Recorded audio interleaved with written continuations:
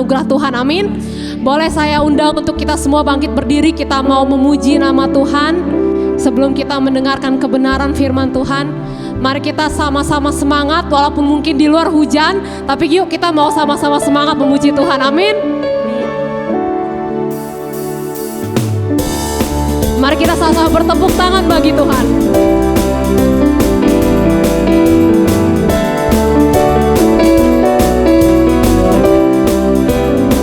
Katakan, sekarang telah tiba keselamatan dan kuasa dan pemerintahan Allah kita, kuasanya yang diurapinya karena telah dilemparkannya para pendakwa kita. Sekali lagi katakan, sekarang telah tiba.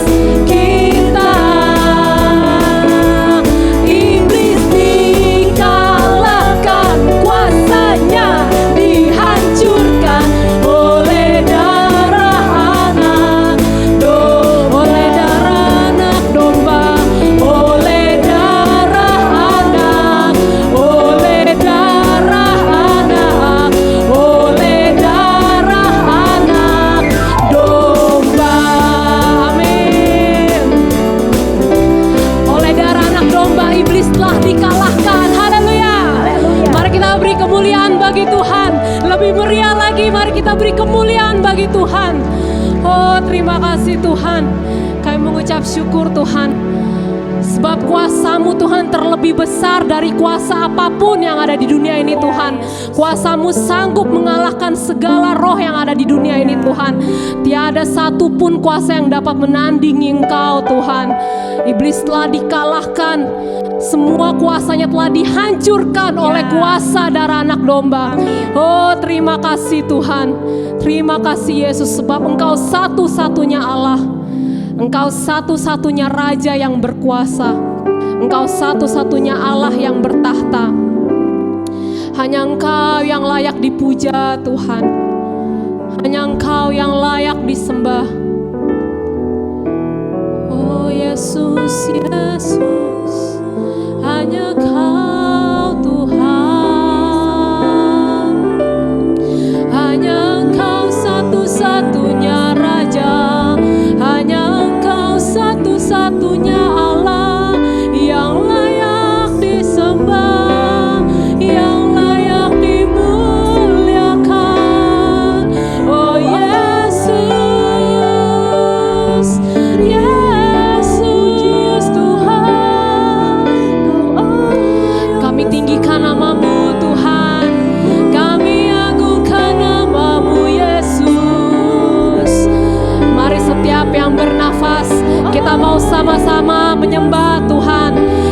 sama-sama agungkan Tuhan, sebab Dia satu-satunya yang layak diagungkan, Dia satu-satunya yang layak disembah. Mari setiap kita buka suara kita sembah Tuhan, naikkan pujian, naikkan mazmur-Mu bagi Dia. Oh Yesus, Yesus, kami mau memuji Engkau, kami tinggikan nama-Mu Yesus. Oh haleluya, haleluya, haleluya. Engkau Allah yang layak disembah, Engkau Allah yang mempunyai segalanya. Oh Yesus. Shekeralabaya, shekeralabaya, shendaralabaya, shekeralabaya, shekeralabaya, shekeralabaya, shendaralabaya, ralabaya, shekeralabaya,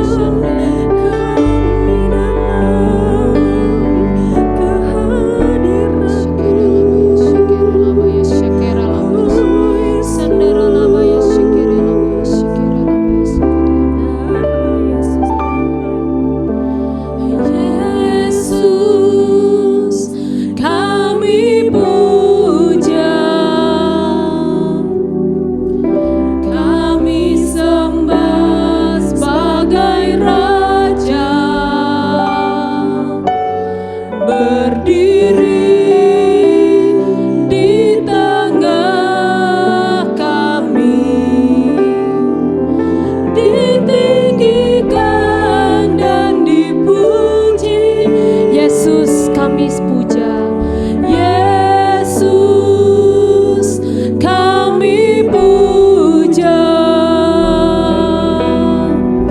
kami sembah sebagai Raja. Amin. Berdiri di tengah kami, ditinggikan dan dipuji. Sama-sama katakan sembah dan puji, sembah dan puji, penuhi tahta-Mu. Sembah, sembah dan puji, penuhi tahta-Mu. Sembah dan puji, penuhi tahta-Mu. Yesus Tuhan adalah Raja.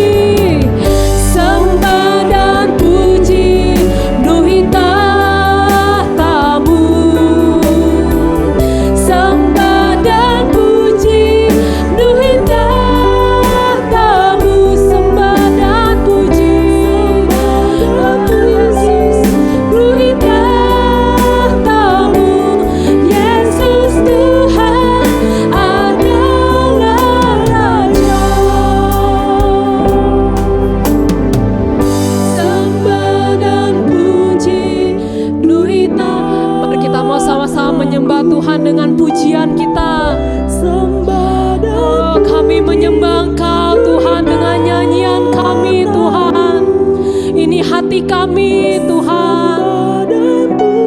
Kami mau berikan sepenuhnya bagi Engkau Tuhan. Yesus Tuhan adalah Raja. Sembah dan puji, sembah dan puji penuhi tahta-Mu. Sembah dan puji penuhi tahta-Mu. Sembah dan puji penuhi tahta-Mu. Yesus Tuhan adalah Yesus Tuhan. Yesus Tuhan adalah Yesus Tuhan adalah Raja. Yesus Tuhan adalah Raja. Berikan kemuliaan bagi Raja kita. Haleluya, haleluya. Dikuduskanlah nama-Mu di tempat ini Bapa. Datanglah kerajaan-Mu, jadilah kehendak-Mu seperti di surga dalam nama Yesus. Terima kasih Bapa untuk waktu yang Kau berikan kami malam hari ini. Kami mau menerima pengajaran akhir zaman ya Bapa, supaya kami mengerti Tuhan dan mempersiapkan diri Bapa menghadapi akhir zaman. Terima kasih Bapa untuk hamba-Mu Pak Jeb, Ibu Anet ya Bapa dari Australia sudah datang Tuhan melayani kami Bapa. Berkati hamba-Mu, berkati kami semuanya Bapa, dalam nama Yesus. Haleluya, amin. Silakan duduk. Malam hari ini kita akan dilayani penatua kita Pak Jeb ya. Hanya sebulan di sini ya. Pak Jeb sama Ibu orang Australia tapi rasa Indonesia ya. Karena mungkin Pak Jeb lebih jago bahasa Indonesia daripada kita yang sebagian. Ya puji Tuhan, dan malam hari ini kita akan menerima pengajaran. Nah Bapak Ibu nanti simak ya pengajarannya. Nanti kalau Bapak Ibu mau bertanya, nanti dia akan dikasih lembaran kertas. Tulis nanti pertanyaannya. Nanti ada sesi tanya jawab. Nanti kita akan bacakan nanti Pak Jeb yang jawab. Oke? Jadi simak baik-baik pelajarannya ya, pengajarannya malam hari ini. Oke, untuk mempersingkat waktu, kami persilakan kepada Pak Jeb. Silakan Pak, berikan tepuk tangan untuk Tuhan Yesus.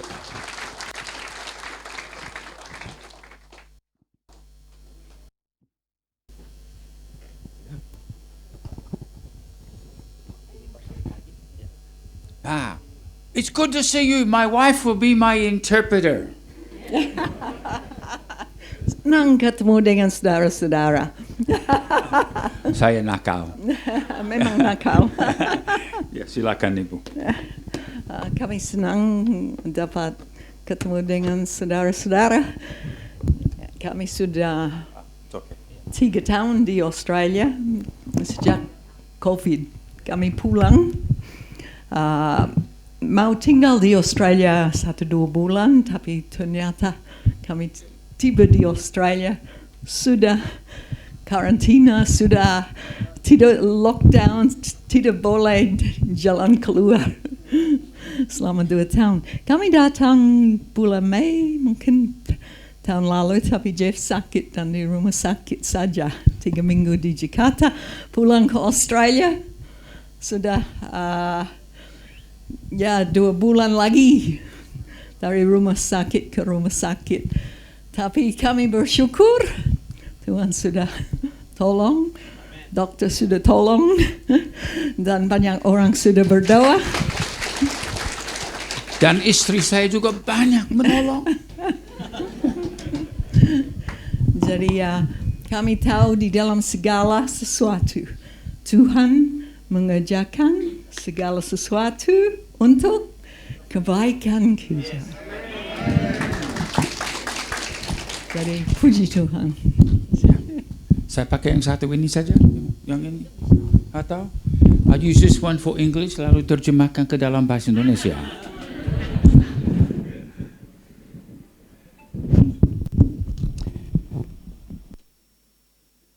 Malam ini saya ingin memberi cukup banyak waktu untuk ruang tanya jawab. Jadi kalau mau pulang cepat, jangan bertanya-tanya. Tetapi kalau ada sesuatu yang ingin ditanyakan, yang ya mungkin saya tidak akan menyebutnya di dalam materi yang saya akan membagikan. Yang saya akan membagikan sebenarnya cukup ringkas tentang jalan yang benar. Tetapi saya sudah tahu bahwa di dalam beberapa tahun ini selama COVID, banyak orang yang tidak bisa ikut ibadah secara langsung. Orang menjadi pintar pakai YouTube dan macam-macam untuk nonton. Nah, kalau misalnya di gereja sendiri nonton khotbah dari pendeta sendiri, kalau itu membosankan, ya ambil kopi, pindah saluran dan nonton gereja yang lain. Wah, itu memang menimbulkan banyak kekacauan. Karena ada yang pada waktu misalnya tentang eskatologia, tentang akhir zaman. Kalau kita melihat di satu siaran, siap-siap saudara-saudara, mungkin sebentar malam Tuhan Yesus mau datang kembali. Mau terjadi rapture. Oh, oke. Nanti kita sudah lihat saluran yang lain. Saudara-saudara, jangan percaya mereka yang berkata sebentar malam Tuhan Yesus akan datang kembali. Karena nubuatan firman Tuhan harus digenapi terlebih dahulu. Nanti rapture-nya di akhir zaman aniaya besar. Oh, di depan, di belakang. Jadi memang itu menimbulkan banyak kebingungan. Antikristus. Kapan dia muncul? Apa menjadi tandanya? Apa menjadi keadaan gereja? Apa di dalam zaman antikristus akan ada kegerakan rohani besar dan tuaian yang besar atau enggak? Memang banyak sekali hal yang membuat orang-orang percaya bingung.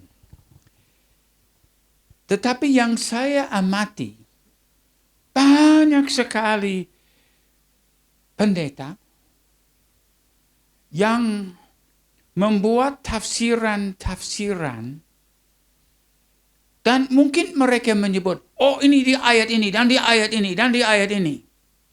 Tapi tidak pernah baca atau langsung kutip isi ayatnya. Jadi seolah-olah kebenaran atau apa yang diajarkannya ada di dalam ayat-ayat itu. Tapi kalau, nah, Anet dan saya juga sudah nonton yang begitu, saya catat dan periksa. Dan ternyata bahwa apa yang sudah dikatakan ada di ayat ini dan di ayat itu, waktu saya buka tidak ada di situ. Rupanya mereka juga sudah tahu. Banyak orang percaya malas-malas membuka Alkitab dan periksa ayatnya. Jadi itu bahaya. Kita harus menjadi orang yang betul-betul rajin belajar firman Tuhan. Nah, salah satu nasihat yang diberikan kepada Timotius. Nah, saya baca di sini dalam 1 Timotius pasal 4. Nah, ini yang saya mau bertanya kepada kalian ya.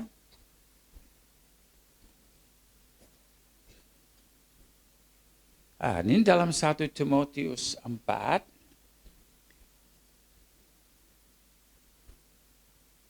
ayat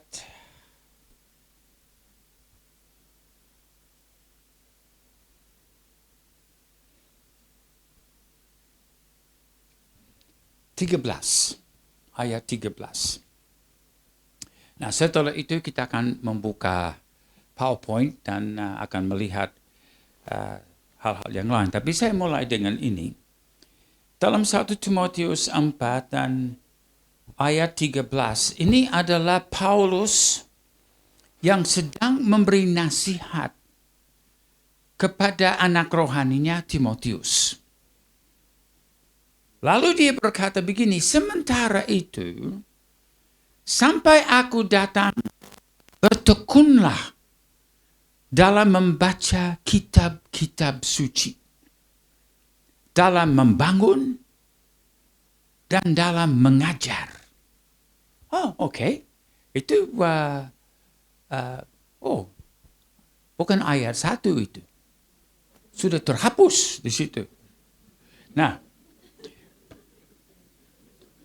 kalau saudara catat 1 Timotius 4 ayat 1 pulang di rumah, bukan begitu yang Pak Jeff baca.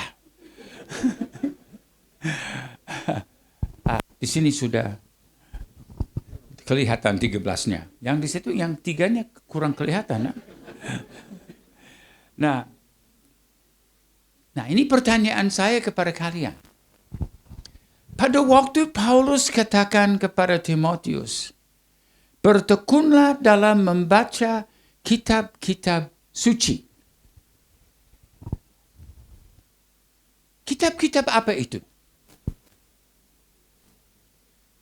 Coba tebak saja. Kira-kira apa yang dimaksudkan membaca kitab-kitab suci? Siapa yang tidak tahu angkat tangan? Yang tidak tahu angkat tangan. Karena kalau tidak angkat tangan berarti saya bisa tunjuk dan kalian bisa jawab. Ya? Yang tidak tahu apa yang dimaksudkan di situ kitab-kitab suci, angkat tangan kalau tidak tahu. Jujur ya. Berarti kamu tahu kan? Tidak angkat tangan. Siapa yang bisa katakan apa yang dimaksudkan kitab-kitab suci? Angkat tangan. Ada 1 orang, 2 orang. Berarti banyak orang di sini tidak punya tangan. Karena tadi waktu berkata, kalau tidak tahu angkat tangan, yang tahu angkat tangan, cuma berapa orang saja, yang lain tidak punya tangan. Ya, Ibu kira-kira apa yang dimaksudkan?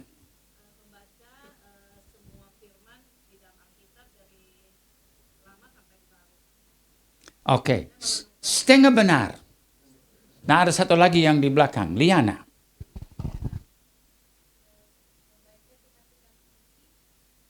Maksudnya?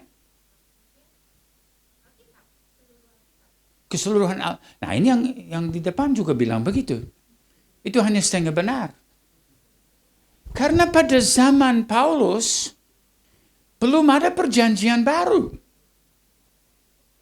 Perjanjian baru sementara disusun selama abad yang pertama dan baru ada di dalam tulisan-tulisan di akhir abad pertama, tapi hanya diakui sebagai perjanjian baru kira-kira pada abad keempat. Jadi yang disebut Alkitab atau kitab-kitab suci di dalam zaman Paulus, zaman Rasuli, adalah perjanjian lama. Dari Kejadian sampai Maleaki. Dan dari Kejadian sampai Maleaki, mereka memberitakan Injil. Mereka mengatur bagaimana jemaat harus bersekutu. Bagaimana dasar pengajaran. Jadi mereka belum memiliki perjanjian baru. Jadi kalau kita lebih bagus hidup di dalam gereja akhir zaman daripada gereja di zaman mula-mula. Mereka hanya punya perjanjian lama. Kita punya keseluruhannya perjanjian lama dan perjanjian baru. Tetapi Injil memang termuat di dalam zaman perjanjian lama. Ingat Tuhan Yesus pada hari kebangkitan. Dia sedang berjalan ini dalam Injil Lukas 24 kalau saudara mau catat dan nanti periksa di situ. Di dalam Lukas 24, Yesus di dalam perjalanan, sebenarnya bukan perjalanan, tapi dia ikut perjalanan, 2 murid yang sudah putus asa dan mau pulang kampung karena Yesus sudah mati.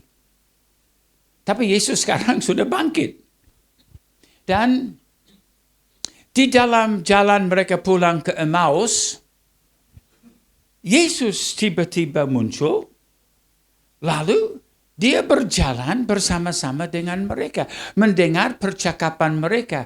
Percakapan mereka mengungkapkan kekecewaan. Kami sudah berpikir dia Mesias. Kami sudah sangat mengharapkan, tapi dia sudah mati. Dan sudah 3 hari sejak dia disalibkan. Lalu Yesus berkata kepada mereka, oh saudara-saudara, saya tertarik dengan percakapan ini. Nah, ini murid-murid Yesus. Tetapi mungkin karena kegelisahan, karena duka citanya, mungkin banyak air mata, sampai mereka tidak perhatikan. Ini orang yang berjalan dengan mereka memang Yesus. Dan mungkin juga Tuhan sengaja membutakan mata mereka. Lalu Yesus mulai mengungkapkan, apa kalian tidak tahu bahwa sudah dinubuatkan di dalam Alkitab, ya dari Kejadian sampai kitab Maleakhi, segala sesuatu yang barusan terjadi.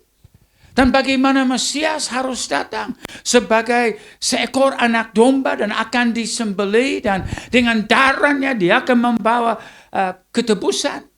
Nah, Yesus dikatakan kalau baca dalam Lukas 24 itu, dia menjelaskan kepada mereka dari semua perjanjian lama. Wow, waktu saya baca itu, saya berpikir saya ingin masuk Bible study itu. Luar biasa. Tuhan Yesus mengajar dari setiap kitab perjanjian lama untuk menguraikan kebenaran Injil. Karena ternyata Injil tersembunyi di dalam perjanjian lama. Lalu kemudian isi perjanjian lama terungkap di dalam perjanjian baru. Wah, itu memang luar biasa. Jadi waktu Paulus anjurkan kepada Timotius membaca kitab-kitab suci, yang dia maksudkan adalah Kejadian sampai Maleakhi. Karena itu yang akan menjadi Alkitab mereka di dalam abad pertama. Dalam abad yang pertama itu, di dalam meletakkan dasar gereja mula-mula, mereka belum memiliki perjanjian baru. Jadi itu sebabnya perjanjian lama adalah satu kitab yang sangat-sangat penting untuk kita pelajari dan kuasai. Karena dasar Injil ada di situ. Oke, sekarang kita mau buka PowerPoint-nya. Ini saya ada, ini dia. Jadi kita mau berbicara sedikit tentang jalan orang benar. Jadi jalan orang benar yang terungkap kepada kita di dalam Amsal 4:18. Nah, ini ada TB, itu adalah terjemahan baru, TL terjemahan lama. Cuma untuk membandingkan sedikit bahasanya. Jalan orang benar itu seperti cahaya fajar yang kian bertambah terang sampai rembang tengah hari. Nah, waktu Anet dan saya belajar bahasa Indonesia, kami masuk Indonesia tahun 74. Jadi tahun depan sudah genap 50 tahun dalam pelayanan di Indonesia.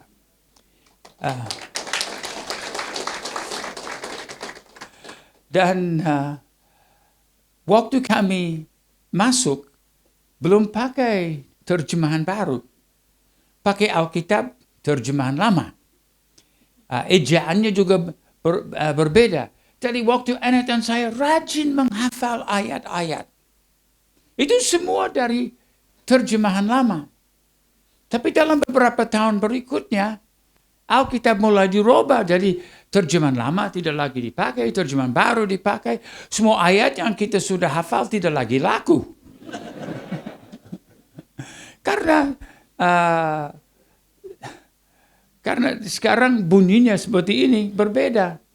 Ya, memang kalimat pertama hampir sama, jalan orang benar seperti, ya sampai di situ sama. Tapi habis itu terang mulia, yang di atas cahaya fajar. Yang makin bertambah-tambah, yang kian bertambah terang. Sampai rembang tengah hari, sampai siang yang sempurna. Nah, karena kami dulu hafal di dalam terjemahan lama, saya lebih asik dengan terjemahan lama di dalam ayat ini. Memang ada ayat terjemahan lama yang sekarang agak aneh-aneh karena bahasanya. Tapi waktu 50 tahun yang lalu itu memang sudah biasa-biasa.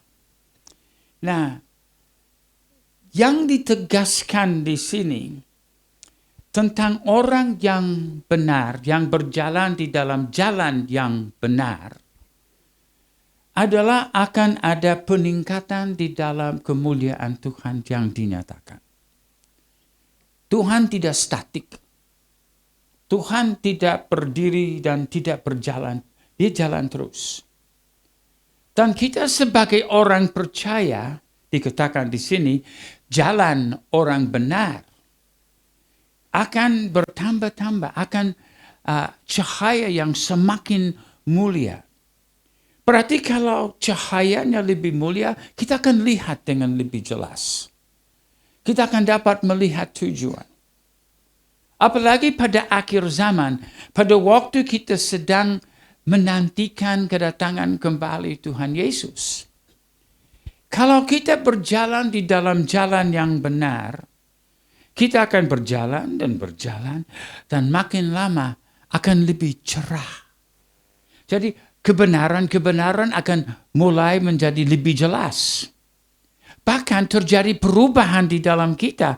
Kita juga semakin diubahkan untuk semakin menjadi serupa dengan Yesus. Nah, kalau kita semakin serupa dengan Yesus, seharusnya kita akan lebih mampu membawa jiwa-jiwa yang banyak kepada Yesus. Untuk melihat mujizat-mujizat terjadi. Karena Yesus sendiri berkata dalam Yohanes 14 ayat 12. Orang yang percaya kepadaku akan melakukan pekerjaan-pekerjaan yang aku lakukan. Bahkan lebih besar. Karena aku pergi kepada Bapa. Jadi kalau Yesus berkata kita akan melakukan pekerjaan yang sama seperti Yesus lakukan. Yesus lakukan apa? Berjalan di atas air. Pernah coba? Yesus berdiri di luar kubur dan panggil Lazarus, keluar. Lalu Lazarus masih diikat, keluar dari kubur. Yesus berkata, apa yang aku lakukan, kamu juga akan lakukan. Yesus juga dengan 5 ketul roti dan 2 ekor ikan memberi makan 5.000 orang. Siapa yang sanggup melakukan sama seperti Yesus? Jawabannya gampang. Di dalam ayat itu dikatakan. Dan memang kita dapat melihat yang dapat melakukan seperti Yesus lakukan adalah orang yang diubahkan menjadi seperti Yesus. Bahkan dia berkata, dan lebih besar daripada itu. Bagaimana kita akan dapat melakukan yang lebih besar? Apa kita lebih hebat dari Yesus? Tidak. Tapi berapa banyak anak Allah yang berjalan keliling Yerusalem, Yudea, Samaria pada zaman 2000 tahun yang lalu? Berapa banyak anak Allah? 1. Namanya Yesus. Tapi sekarang ada berapa banyak anak Allah? Ratusan juta. Di berbagai bangsa, benua, pulau, di seluruh dunia. Dan kalau kita sebagai gereja Tuhan, berjalan di dalam jalan yang benar, mengalami transformasi perubahan, di mana kemuliaan dan kuasa dan urapan Tuhan akan lebih nyata di dalam kita. Kita akan menggoncangkan bumi ini dengan kuasa Tuhan. Pada saat ini, sepertinya gereja mengalami kemunduran lewat COVID. Padahal COVID belum apa-apa. Kalau kita mau melihat di dalam kitab Wahyu tentang segala hal yang akan datang, COVID itu ringan. Padahal kita merasa berat. Saya sudah kenal cukup banyak orang yang meninggal karena COVID. Dan ada waktunya hampir tiap minggu ada yang saya dapat berita. Oh, ada satu lagi mati. Ada satu lagi yang mati. Ada satu lagi. Wah, itu berat. Mati terus. Tetapi Tuhan sudah berjanji bahwa tuaian yang paling raksasa akan terjadi di akhir zaman. Dan kita adalah yang di dalam tangan Tuhan yang akan diubahkan karena kita berjalan di dalam terang yang makin bertambah-tambah sampai kepada siang yang sempurna, sampai hari yang paling mulia, sampai rembang tengah hari. Dan kita akan dapat melakukan sama seperti Yesus. Lihat di dalam Yesaya 60,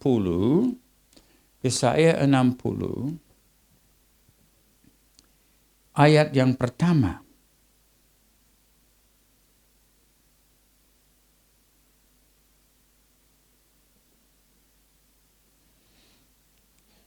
Di sini ada nubuatan tentang apa yang akan terjadi pada akhir zaman.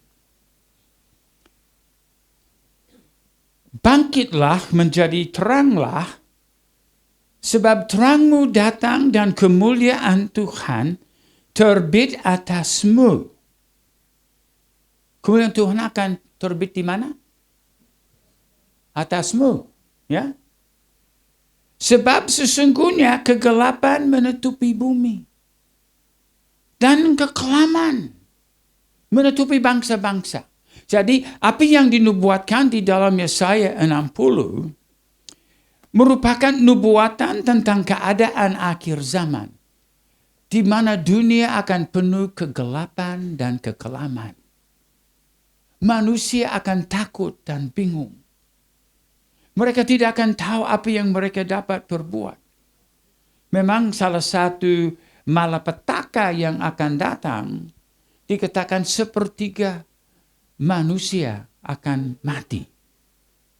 Sepertiga dari ikan di laut akan mati. Jadi kalau suka seafood, makan sekarang, nanti susah didapat.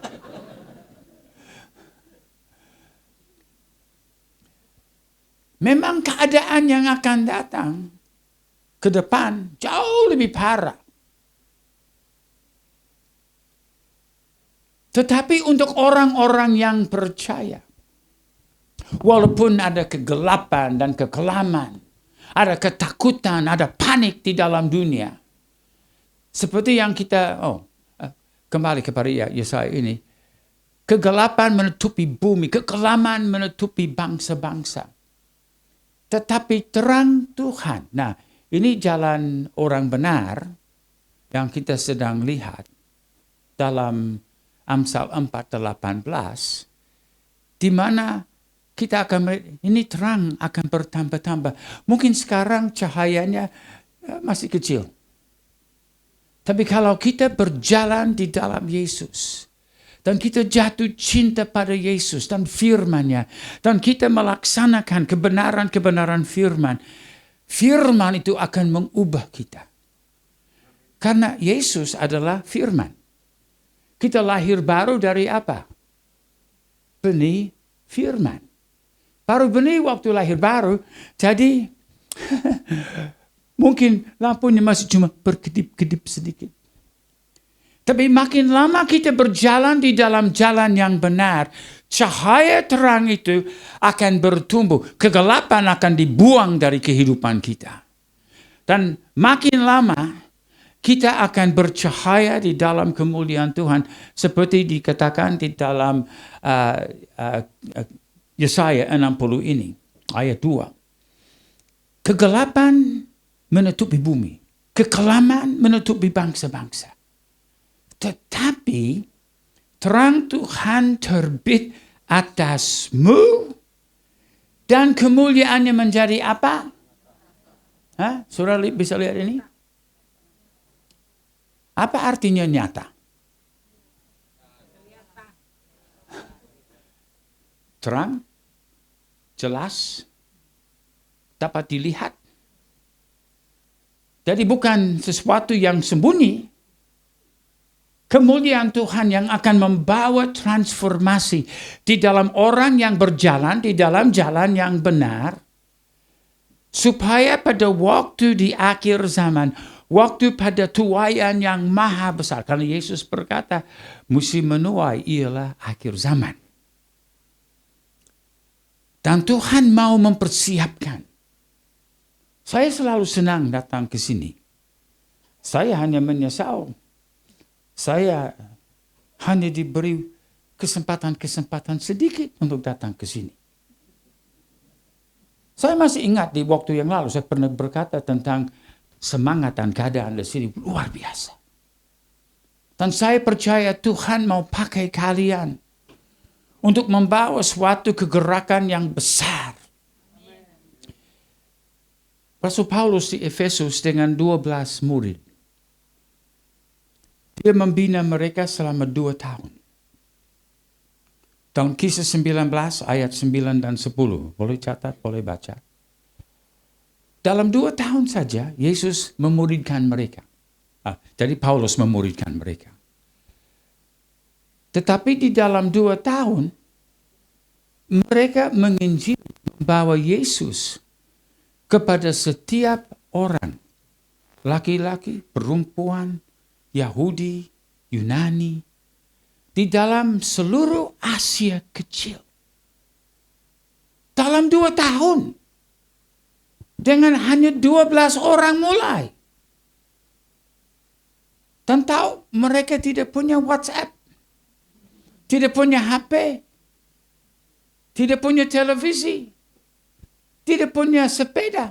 Apalagi sepeda motor dan mobil atau pesawat. Mereka hanya punya Honda 2cc. Ini Honda 2cc. Jadi jangan kita berkata adalah mustahil untuk kita menjangkau seluruh Jakarta, seluruh Jawa, seluruh bangsa Indonesia. Mereka dengan 12 orang dalam 2 tahun saja menjangkau semua orang. Karena kuasa Tuhan ada di dalam mereka. Apalagi kalau pada akhir zaman, kita sudah menjadi serupa dengan Kristus. Kembali kepada Yesaya 60, hasil dari kemuliaannya menjadi nyata atasmu. Ayat 3, bangsa-bangsa berduyun-duyun datang kepada terangmu. Dan raja-raja kepada cahaya yang terbit bagimu. Angkatlah mukamu dan lihat ke sekeliling. Mereka semua datang berhimpun kepadamu. Jadi ini belum pernah terjadi di dalam sejarah, tetapi ini yang Tuhan sudah nubuatkan akan terjadi. Nah, di dalam zaman perjanjian lama, nah ini yang kita akan kembali kepada PowerPoint-nya. Nah, dikatakan saya yang bisa begini. Coba lihat, jadilah. 2 Korintus 3:18. Jadi sekarang kita melihat prinsip yang sama tentang jadi gaya Amsal 4:18. Juga di dalam tulisan Paulus dalam 2 Korintus 3:18. Kita semua mencerminkan kemuliaan Tuhan. Jadi berkata kepada orang sebelah kiri, sebelah kanan, kita semua, itu berarti kamu juga. Kamu juga. Jadi ini adalah rencana Tuhan. Kita semua mencerminkan kemuliaan Tuhan dengan muka yang tidak berselubung. Dan karena kemuliaan itu datang dari Tuhan yang adalah roh, maka kita diubah menjadi serupa dengan gambar Yesus dalam kemuliaan yang semakin besar. Jadi jalan orang benar seperti terang yang mulia. Makin lama makin bertambah-tambah. Jadi kita sedang diubah untuk menjadi serupa dengan gambar Yesus. Dalam kemuliaan yang bertambah-tambah. Semakin besar. Awalnya cuma lampu kecil yang berkedip-kedip. Tetapi berjalan di dalam Yesus, mengenal Yesus, mencintai Yesus, membaca dan belajar firman-Nya. Kalau kita betul-betul baca dan belajar firman, kita tidak akan ditipu dengan pengejaran-pengejaran palsu. Hanya orang yang malas-malas membaca Alkitab, terikat dengan khotbah yang asik dari seorang mungkin pendeta yang terkenal, yang mempunyai otoritas yang luar biasa.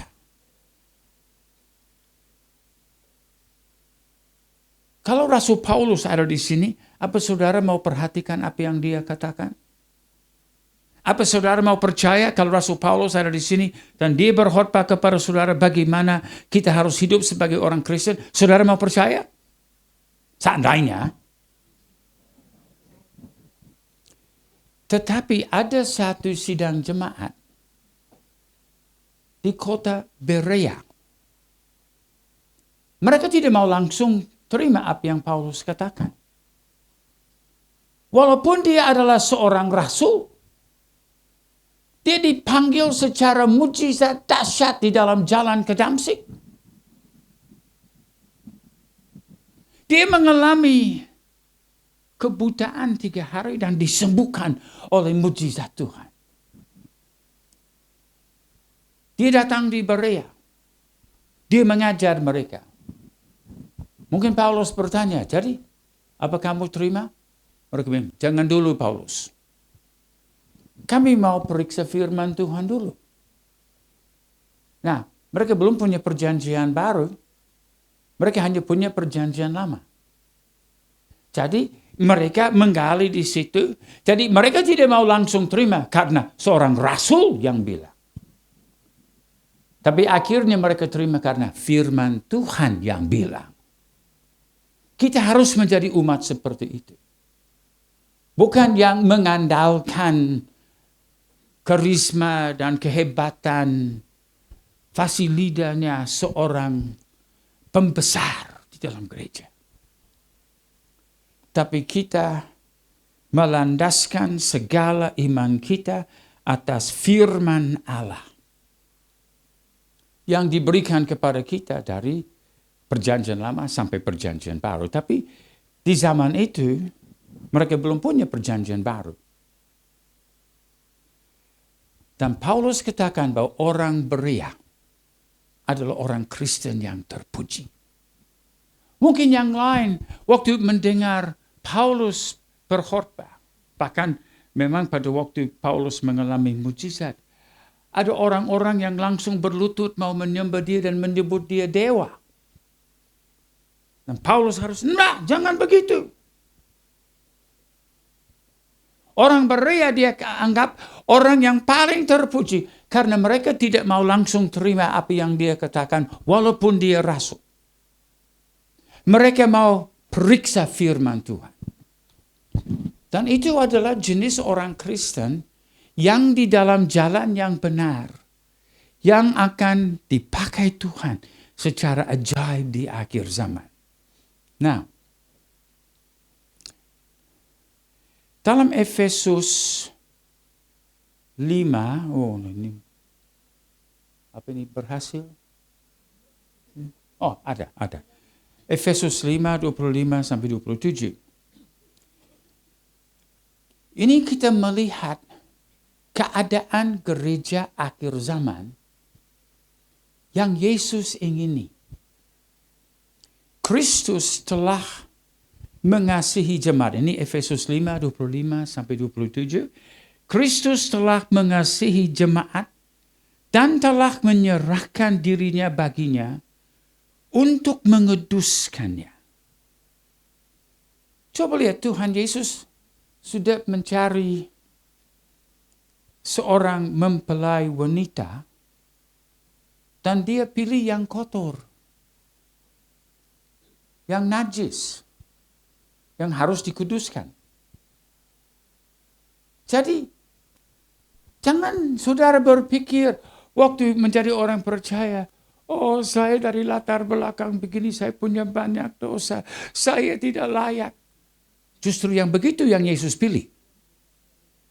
Dia pilih yang cacat. Dia pilih yang najis. Tapi lahir baru. Benih mulai bekerja. Sudah mulai ada proses perubahan yang sudah terjadi. Yesus, tahu Yesus punya iman? Iman kepada siapa? Ya, kepada dirinya sendiri karena dia firman. Iman datang dari mendengar firman. Yesus memang percaya. Bapa percaya. Roh Kudus percaya. Tetapi Yesus, dia tidak hanya melihat awalnya. Pada waktu kita diangkat keluar dari lumpur dosa. Penuh dengan segala kekotoran dunia. Kenajisan-kenajisan. Yesus sudah selamatkan kita dari keadaan itu. Dan Yesus mempunyai visi untuk melihat kita di akhir perjalanan. Dan apa menjadi imannya Yesus? Visinya Yesus terhadap saudara dan saya. Nah, ini yang kita lihat di sini.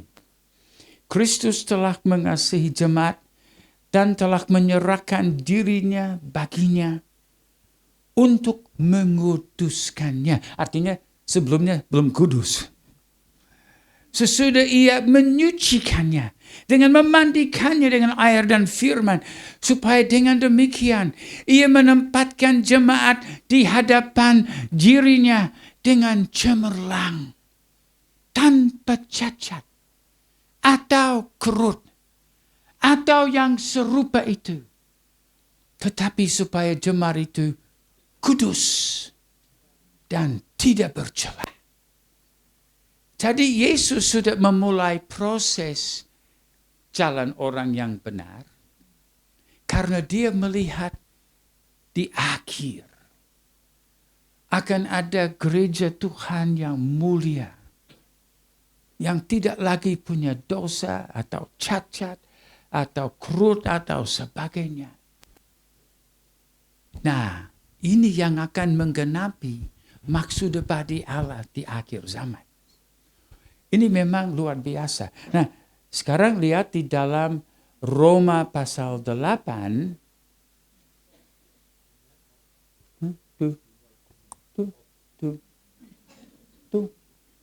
Roma 8 ayat 29.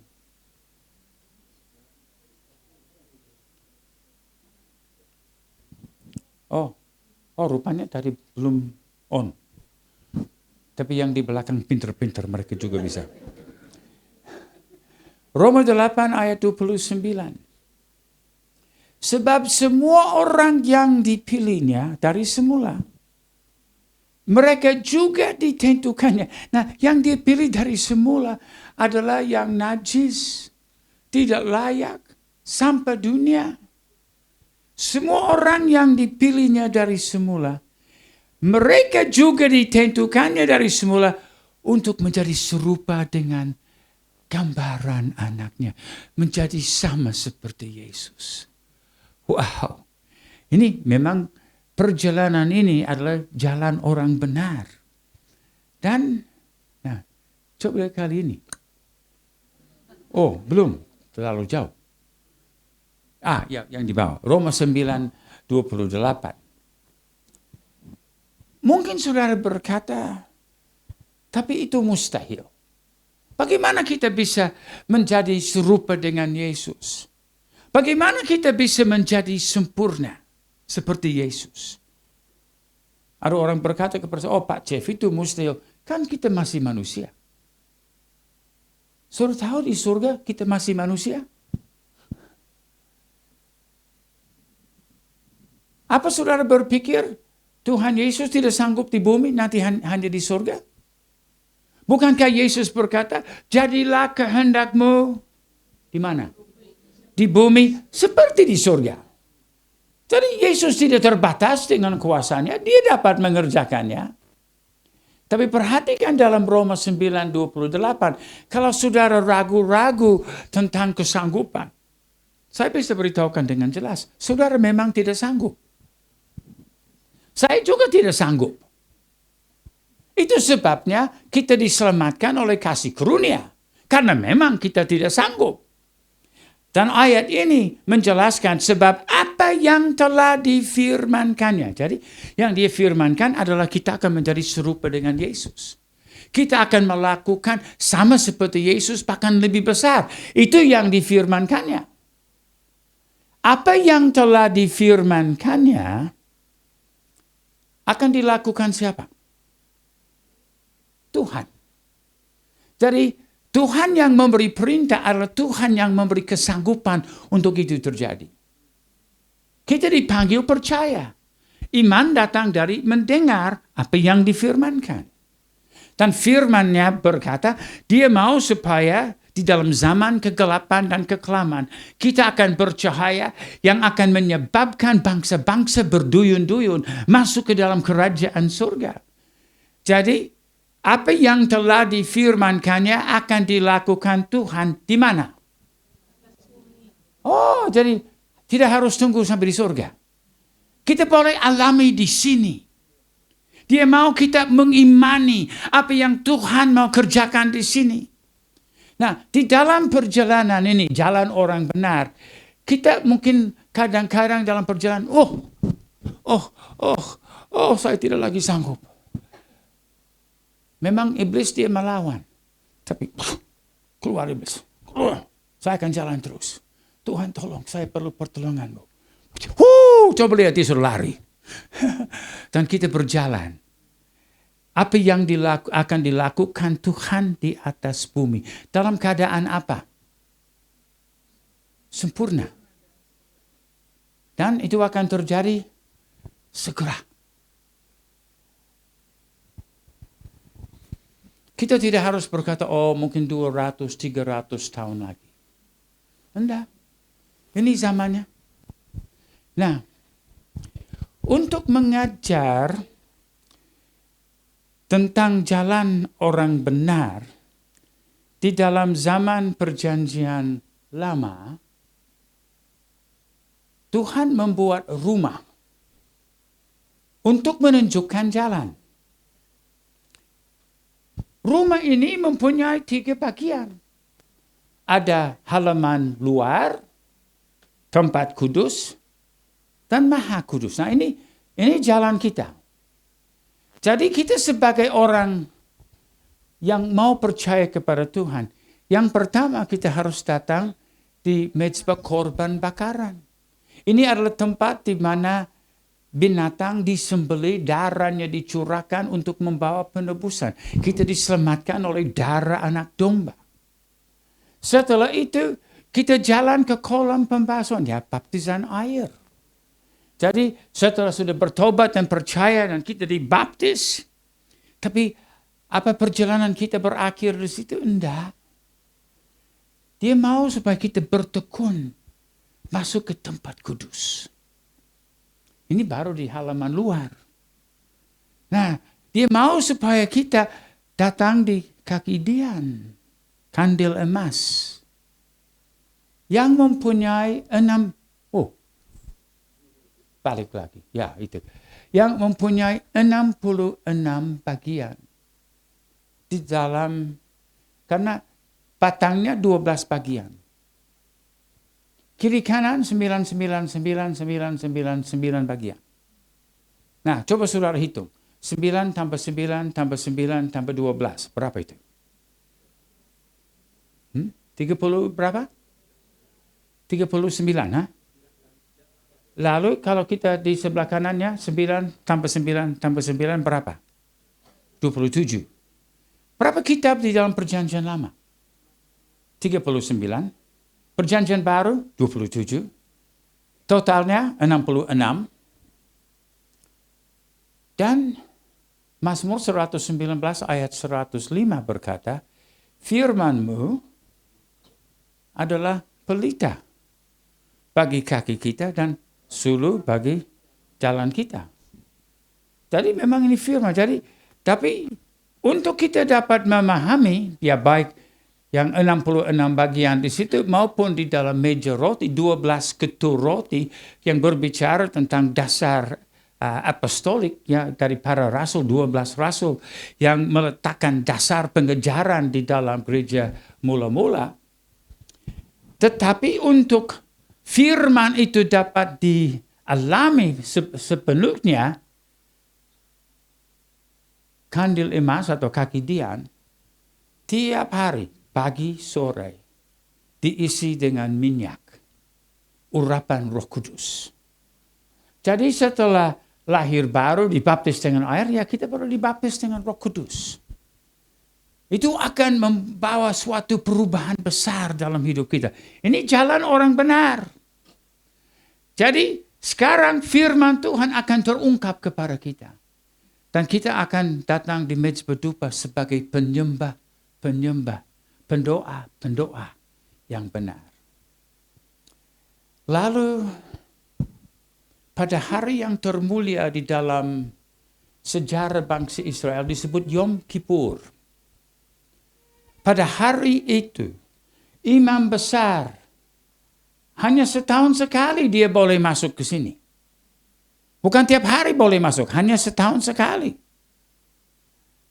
Dan pada waktu dia keluar, jadi setelah dia masuk, dan waktu dia keluar, umat Israel bersorak-sorai, karena itu adalah tanda bahwa Tuhan telah membersihkan mereka dari semua dosa. Itu di dalam Imamat 16, saudara bisa baca di situ. Imam besar sudah masuk. Nah, ini adalah jalan untuk orang yang percaya. Supaya kita mengambil langkah-langkah. Jadi kita datang kepada Yesus diselamatkan oleh darah anak domba. Dibaptis di dalam air. Baptis dalam Roh Kudus. Menggali kebenaran. Menjadi penyembah. Jadi menjadi penyembah dengan roh dan kebenaran. Sebagai persiapan masuk di belakang tirai untuk tempat yang maha kudus. Untuk diwujudkan sebagai gereja seperti yang kita baca dalam Efesus 5 tadi. Yang tidak ada cacat celah. Yang sudah diubahkan dari kemuliaan sampai kepada kemuliaan. Yang akan melakukan sama seperti Yesus. Dunia akan penuh kegelapan, kekelaman, kekacauan, kebingungan, ketakutan. Tapi gereja Tuhan akan menjadi cahaya terang bagi bangsa-bangsa. Seperti dinubuatkan baik perjanjian lama maupun perjanjian baru berkata. Umat Tuhan akan menjadi terang bagi bangsa-bangsa. Jadi Tuhan memanggil kita untuk berjalan di dalam jalan yang benar. Saya hanya sampai di sini. Sekarang kita akan ada kesempatan untuk ruang tanya jawab. Tapi dikatakan tadi supaya dicatat. Ada kertas mungkin sudah dibagikan atau apa. Sementara itu dibagikan, saya cuma tambah sedikit lagi. Cuma untuk kita melihat ini. Memang untuk mempertajam. Pertama kita masuk ke halaman luar. Mezbah korban bakaran, lahir baru. Disucikan oleh darah anak domba. Kita dibaptis. Nah, jangan berhenti di sini. Pengalaman kita belum lengkap. Jadi seperti yang Yesus juga ajarkan tentang berbuah 30 kali ganda. Tapi dia mau kita bertumbuh 60 kali ganda. Dan akhirnya 100 kali ganda. Itu sebabnya juga ada 3 masa raya Israel. Nah, yang pertama Paskah. Nah, kalau kita sudah sampai yang berikut, di tempat yang kudus, nah ini Pentakosta, kuasa Roh Kudus yang dicurahkan, yang membawa pewahyuan firman kepada kita. Tapi Tuhan tidak mau supaya kita berakhir di situ. Dia mau supaya kita masuk ke dalam tempat yang Maha Kudus. Jangan kita puas di halaman luar atau di tempat kudus. Kita sebagai orang percaya mempunyai visi bahwa di akhir zaman kerajaan Allah akan menyatakan kemuliaan Yesus di setiap suku, kaum, bangsa, dan bahasa. Dan itu akan disampaikan lewat saudara dan saya. Lewat orang-orang percaya. Kita bukan di sini untuk menjadi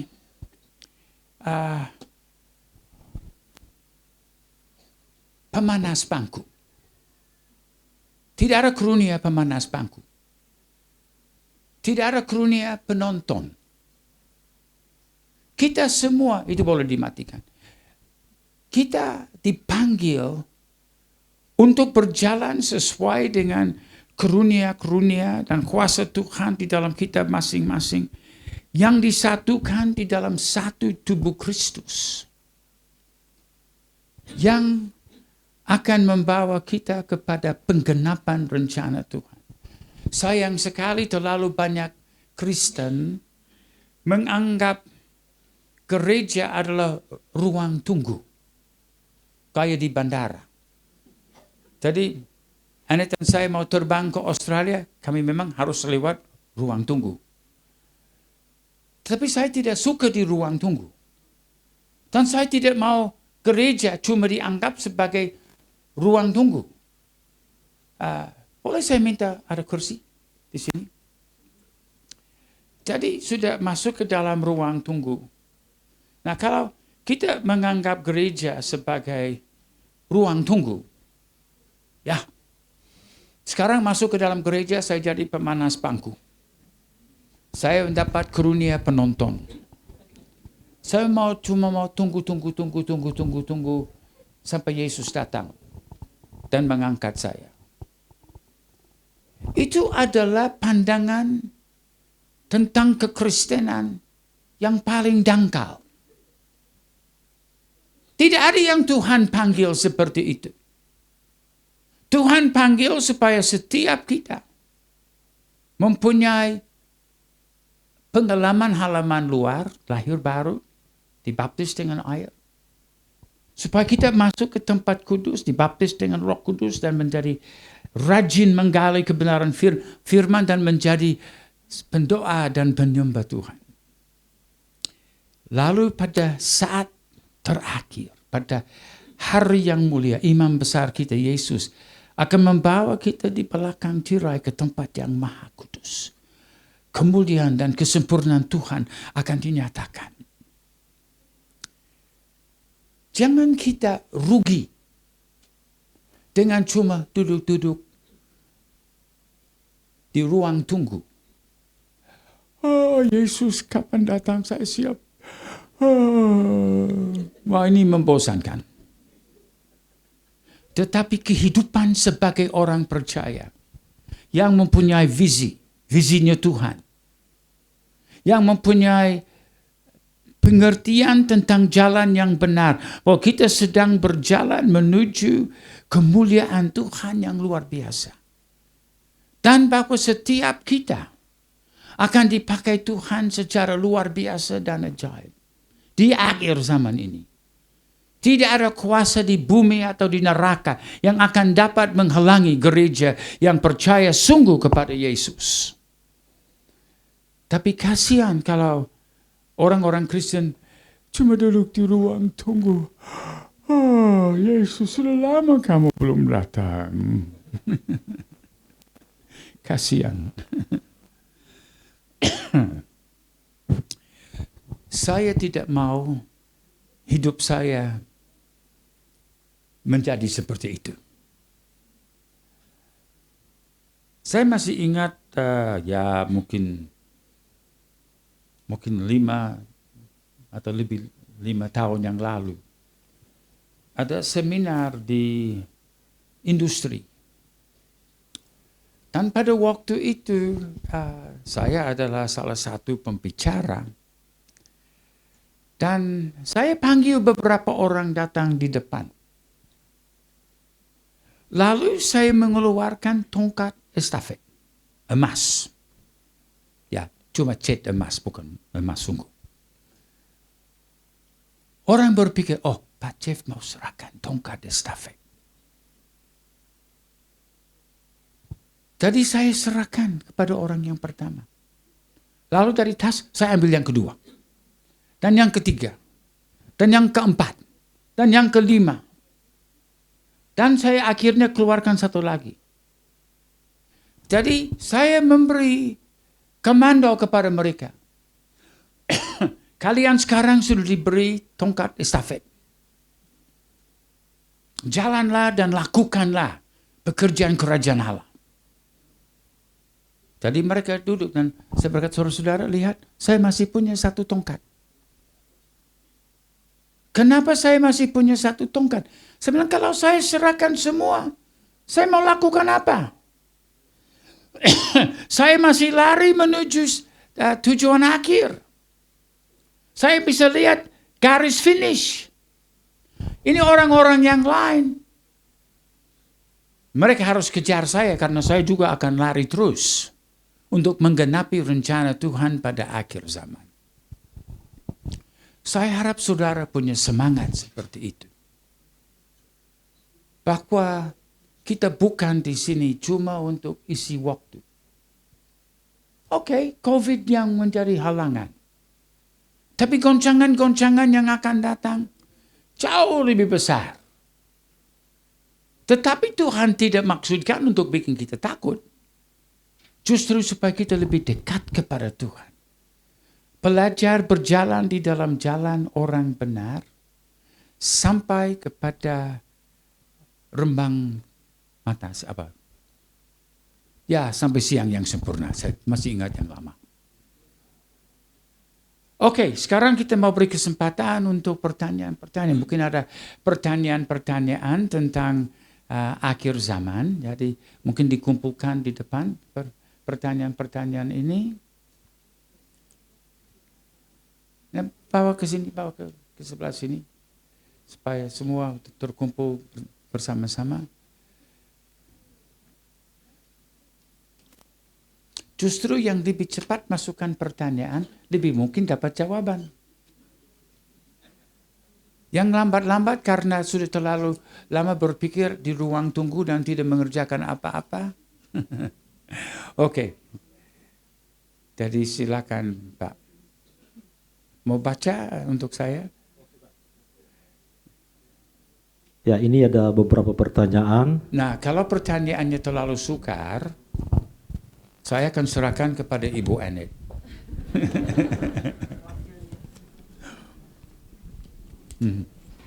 Oke, silakan.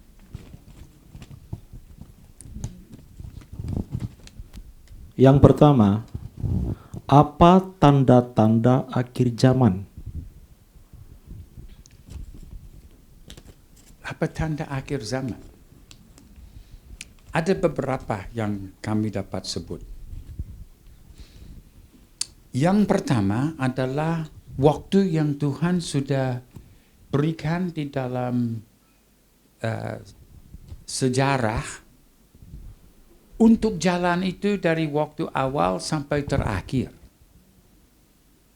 Dan kita melihat di dalam Ibrani 4 ayat 9 dikatakan masih ada hari ke-7 yang menantikan kita. Nah, lebih awal dibicarakan tentang minggu penciptaan. 6 hari Allah bekerja, hari ke-7 dia berhenti. Lalu dijelaskan dalam ayat 9, masih ada hari ke-7 yang menantikan kita. Nah, tentu sebelum hari ke-7 harus ada apa? 6 hari. Jadi minggu yang pertama, minggu penciptaannya. Yang kedua, minggu penebusan. Mulai dari kejatuhan Adam. Nah, kalau kita melihat dari waktu Adam itu, sampai sekarang, sudah hampir 6.000 tahun. Hampir. 6.000 tahun adalah 6 hari dalam kalender Tuhan. Jadi salah satu tanda akhir zaman adalah waktunya sudah mau habis. Karena hari ke-7 itu adalah 1000 tahun damai, di mana tidak lagi ada setan, tidak lagi ada antikristus, nabi palsu, orang berdosa. Itu akan kemuliaan Tuhan yang dikatakan 7 kali lebih bercahaya daripada matahari. Wow, kalau matahari panas di Jakarta 34 derajat, coba kalau 7 kali lebih panas. Siapa akan bisa tahan? Orang berdosa tidak, tetapi orang yang sudah punya tubuh kebangkitan, yang sudah mempunyai kemuliaan Tuhan, karena kita akan hidup di dalam kemuliaan Tuhan itu untuk selama-lamanya. Jadi salah satu tanda akhir zaman adalah zaman akan berakhir. Kedua, salah satu tanda akhir zaman yang dinubuatkan mulai dari perjanjian lama dalam kitab Imamat, sudah beberapa ayat yang berbicara tentang bangsa Israel akan diusir dari tanahnya dan mereka akan menjalani penghukuman 7 kali. Nah, 7 kali itu adalah, ya tanpa saya memberi semua penjelasan, adalah 2520 tahun, di mana mereka tidak ada lagi di bawah pemerintahan mereka. Mulai dari zaman Nebukadnezar, Israel kehilangan pemerintahan atas dirinya sendiri.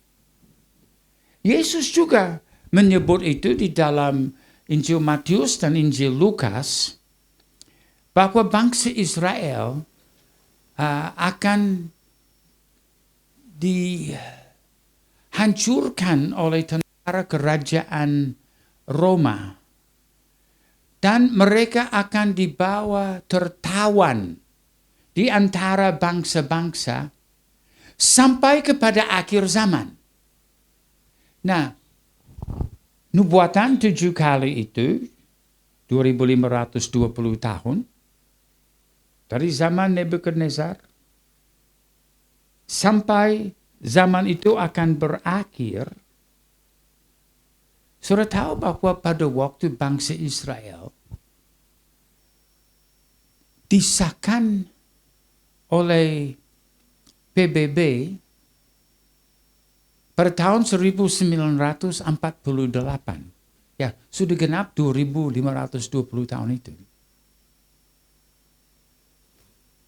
Kalau dipikir Israel diakui di PBB sebagai bangsa yang sah. Nah, untuk generasi muda, itu mungkin seperti bukan soal besar. Biasa-biasa saja ada bangsa Israel. Tapi kalau saudara berpikir selama 2520 tahun, tidak pernah ada bangsa Israel. Tidak mempunyai pemerintahannya sendiri.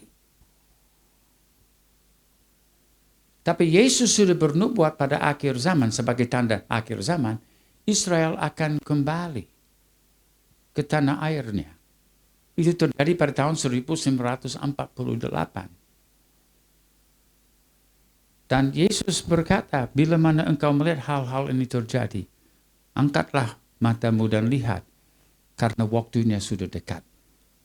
Sekarang kita sudah semakin dekat. Jadi itu salah satu tanda akhir zaman. Nah, saya bisa terus-terus itu, tapi ada pertanyaan yang lain. Pertanyaan selanjutnya, kapan pengangkatan itu terjadi? Apakah sesudah atau sebelum antikristus? Oke, ini bisa menjadi seminar 3 hari cuma untuk satu pertanyaan itu. Itu memang adalah satu pertanyaan yang penting. Tetapi kalau kita melihat di dalam 1 Tesalonika pasal 4,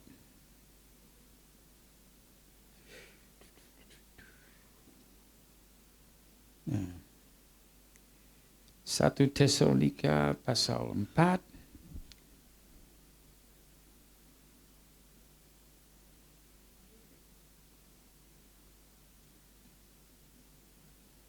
1 My phone's playing up on me, honey. Can I have your Bible? Yeah. Jadi dalam, I'll give you this. Jadi dalam 1 Tesalonika 4,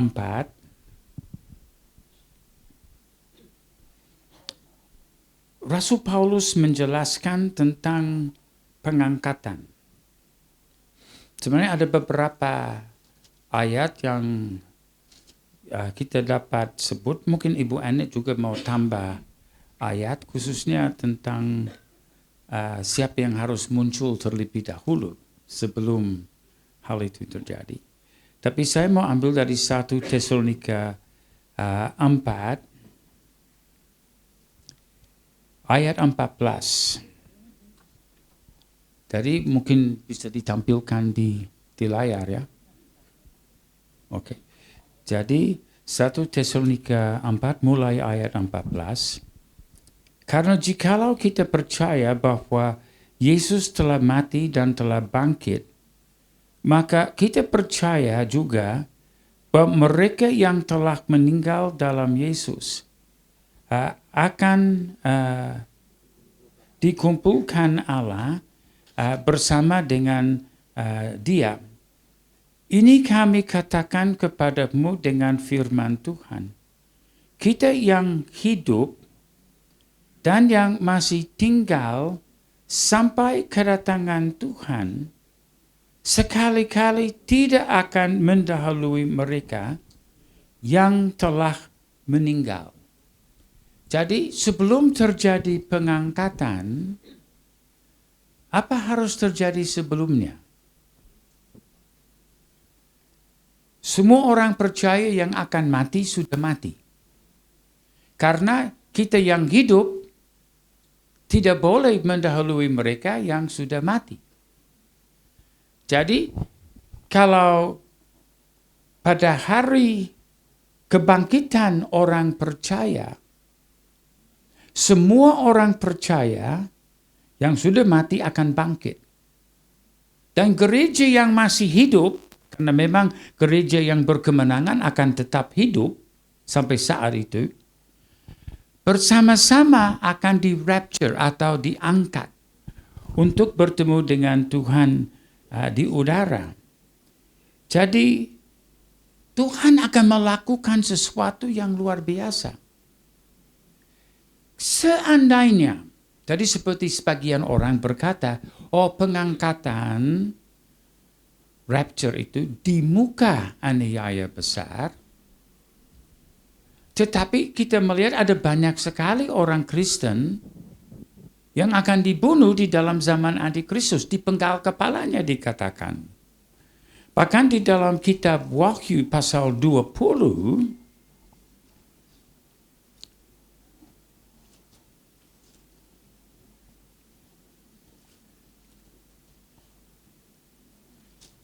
ayat yang keempat,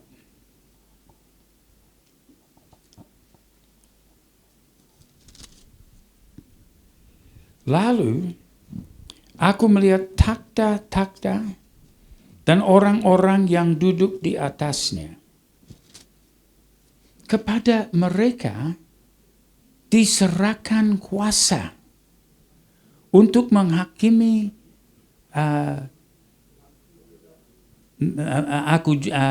menghakimi. Aku juga, nah ini Melihat. Mungkin saya lihat lebih jelas di sini.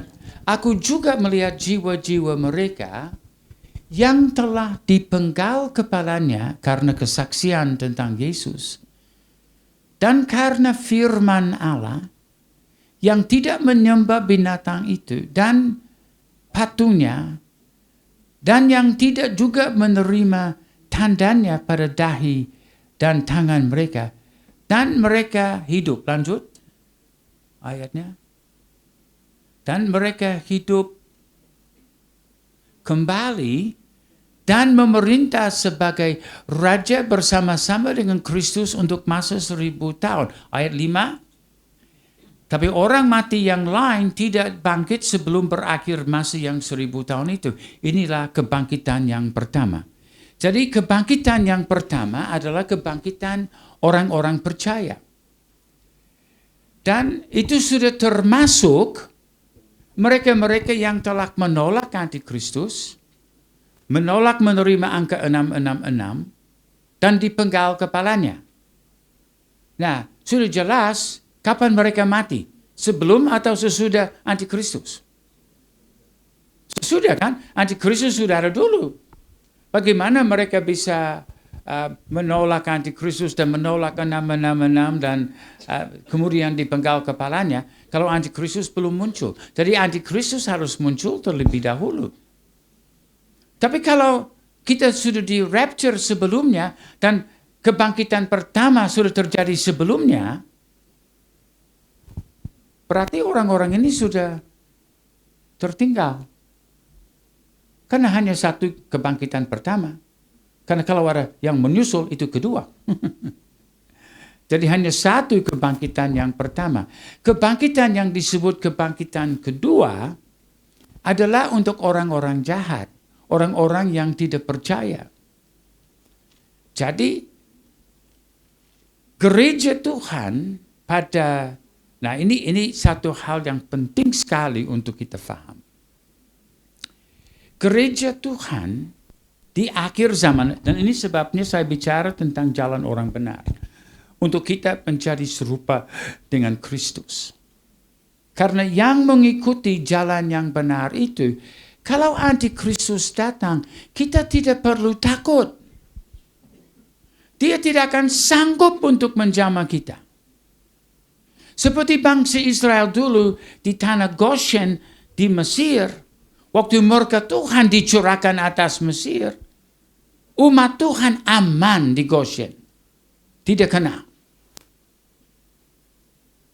Sampai Tuhan dapat membawa mereka lepas keluar dari Mesir. Nah, Anet, ada yang Anet mau baca? Bisa pakai ini. 2 Tesalonika pasal 2. Mau gabung dengan saya di atas sini? Mungkin ada kursi satu lagi. Supaya saya duduk dekat dengan kekasihku. Ya, 2 Tesalonika pasal 2.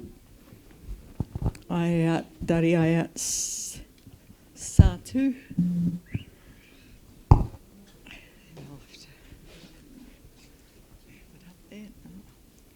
2 Tesalonika. Dari 2 Tesalonika pasal 2 mulai ayat pertama. Ditampilkan aja.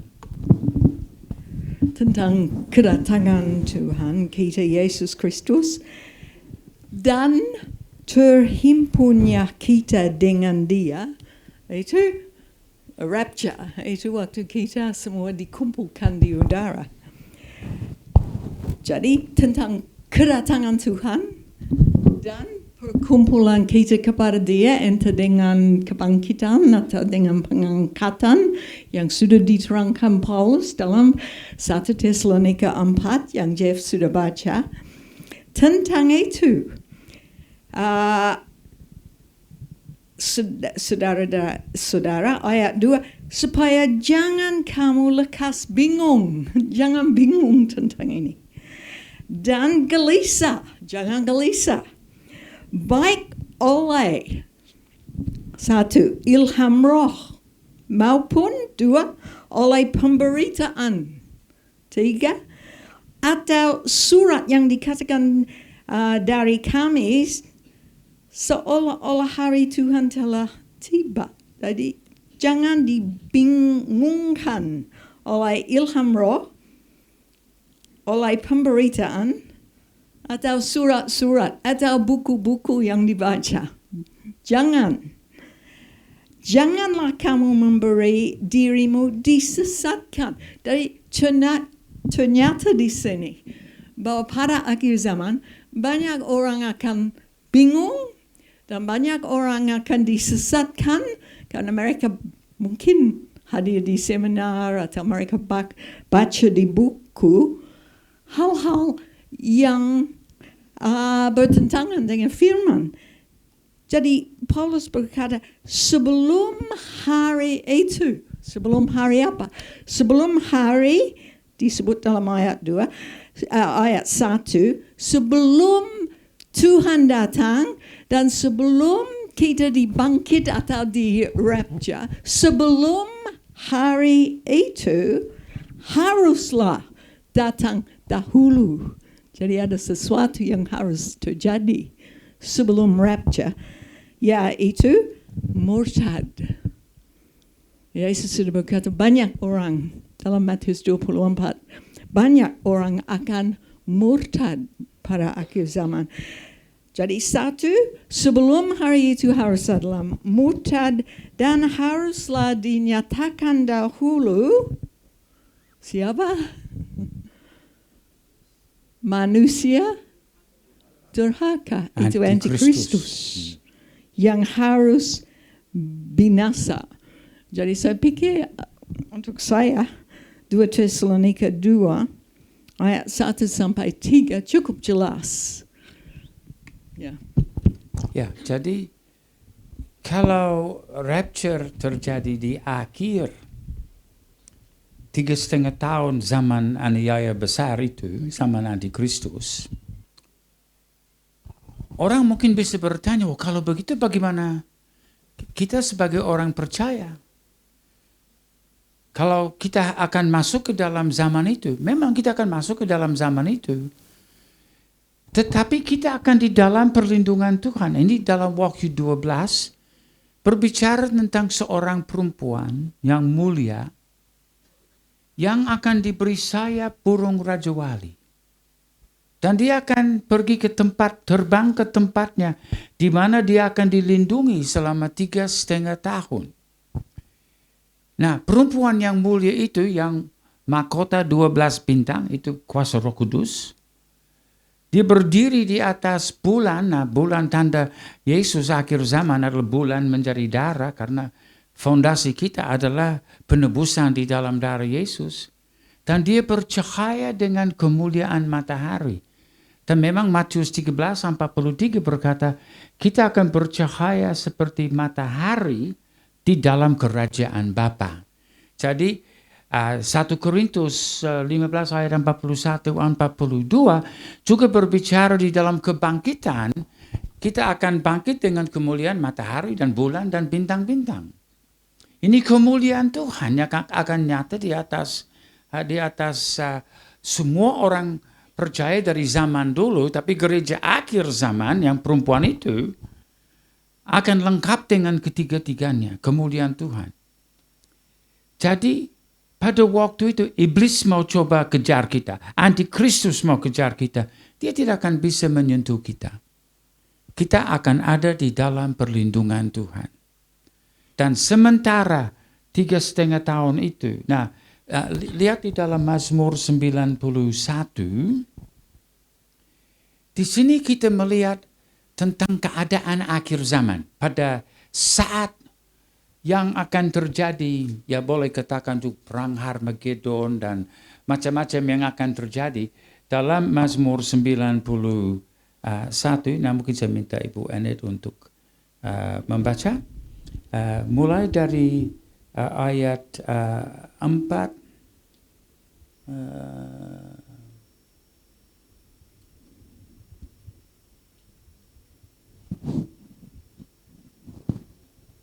Oke, sampai ayat yang ke-8. 4 sampai 8. Mazmur 91 ayat 4 sampai 8. Mazmur 91 ayat 4.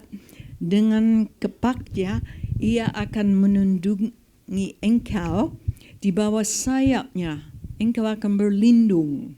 Kesetiaannya ialah perisai dan pagar tembok. Engkau tak usah takut terhadap kedahsyatan malam, terhadap panah yang terbang di waktu siang. Ya, mungkin itu panah akhir zaman, rudal. Bukan cuma panah yang zaman kuno. Terhadap penyakit sampar yang berjalan di dalam gelap. Yang lebih parah daripada COVID. Terhadap penyakit menular yang mengamuk di waktu petang. walau 1000 orang rebah di sisimu dan 10.000 di sebelah kananmu, tapi itu tidak akan menimpamu. Engkau hanya menontonnya dengan matamu sendiri dan melihat pembalasan terhadap orang-orang fasik. Jadi di dalam 3,5 tahun zaman antikristus itu, ada 2 saksi Tuhan yang akan datang. Dan mereka akan mencurahkan murka Tuhan. Wah, itu Musa dan Elia. Jadi kalau melihat kuasa Tuhan di dalam mereka, mereka akan menyiksa dunia, menyiksa antikristus, nabi palsu, dan semua orang-orang fasik selama 3,5 tahun itu. Kita akan menyaksikan dengan mata kita sendiri. Kita akan melihat pembalasan Tuhan. Jadi orang-orang yang sungguh Kristen yang sudah berjalan di dalam jalan orang benar itu tidak perlu takut. Memang terus-menerus dikatakan jangan takut, jangan takut. Tapi Ibu Anet berkata kepada saya, kalau firman Tuhan bilang jangan takut, saya mulai takut. Karena itu berarti sesuatu akan terjadi. Tetapi kalau kita berada di dalam tangan dan perlindungan Tuhan, kita sudah berjalan sesuai dengan kebenaran firman, jangan takut. Kita justru akan melihat kemuliaan dan kemenangan Tuhan yang luar biasa. Oke, yang berikut. Pada akhir zaman ditulis di Alkitab bahwa Tuhan akan menghukum orang yang hidup dan mati. Apakah orang yang mati belum masuk neraka sampai hari penghakiman datang? Mungkin maksudnya nih, apakah orang yang tidak percaya yang mati belum masuk neraka sampai akhir hari penghakiman? Ya, penggunaan kata neraka mungkin adalah sedikit terlalu umum kalau kita menilai dari bahasa Alkitab. Pertama kita melihat ada istilah yang disebut alam maut. Bahasa Yunaninya Hades. Kalau di dalam bahasa Ibrani Gehenna. Tapi itu secara umum disebut neraka. Nah, justru itu berbicara tentang dunia orang-orang mati. Jadi pada waktu orang meninggal, masuk ke dalam Hades atau Gehenna. Jadi alam maut. Tetapi Yesus menjelaskan ada 2 bagian di dalam alam maut. Ada satu bagian yang disebut di dalam pangkuan Abraham. Itu adalah untuk orang percaya. Itu adalah tempat istirahat sementara menantikan janji Tuhan. Tidak ada siksaan di situ. Bagian yang kedua dikatakan ada jurang pemisah di antara bagian Abraham itu dengan api. Dan Yesus menceritakan tentang ada 2 orang yang meninggal, ada Lazarus dan ada orang kaya. Orang kaya masuk ke dalam bagian yang ada api. Dan dia sedang berteriak-teriak, minta air. Tolong supaya Lazarus membawa air kepadaku. Dan dikatakan tidak bisa. Itu jurang pemisah, tidak bisa diseberangi. Dan pada waktu Yesus bangkit dari antara orang mati, bagian pangkuan Abraham ditutup karena dibawa orang-orang itu dibawa Yesus ke surga. Mereka dibawa masuk ke dalam ruang tunggu di surga, bukan ruang tunggu di bumi. Dan mereka di sana di dalam hadirat Tuhan menantikan hari kebangkitan. Sedangkan orang-orang yang tidak percaya tetap di dalam, ya boleh katakan dapur alam maut dan sedang mengalami siksaan, sedang menantikan hari penghakiman. Nah, hari penghakiman, kalau saudara baca di dalam Alkitabmu, di dalam kitab Wahyu pasal 20, setelah selesai hari ke-7 yang 1000 tahun damai itu, mereka semua dibawa di hadapan takhta Allah, yang disebut aras putih. Dan di situ mereka dihakimi sesuai dengan kehidupan mereka. Dan karena nama mereka tidak dicatat di dalam kitab kehidupan, mereka dilempar ke dalam laut api. Jadi kalau kita mau bilang neraka, yang mana yang dimaksudkan? Apa Gehenna dan Hades, hala maut, atau laut api? Mungkin dua-duanya cukup neraka. Siksaan yang di mana dikatakan mereka akan menggigit-gigit lidahnya untuk selama-lamanya. Mereka akan di dalam siksaan. Justru saya bertobat menjadi orang percaya karena saya bermimpi tentang neraka. Saya tidak mau ke neraka. Dan hanya satu jalan untuk luput dari neraka, percaya kepada Yesus. Jadi saya menjadi percaya kepada Yesus. Jadi sekarang untuk kita sebagai orang percaya, kalau orang percaya meninggal sekarang, ya tubuhnya masuk ke dalam tanah dan menghancur. Tapi jiwa dan roh dibawa ke dalam hadirat Tuhan untuk menantikan kedatangan kembali Tuhan Yesus dan kebangkitan untuk orang-orang percaya.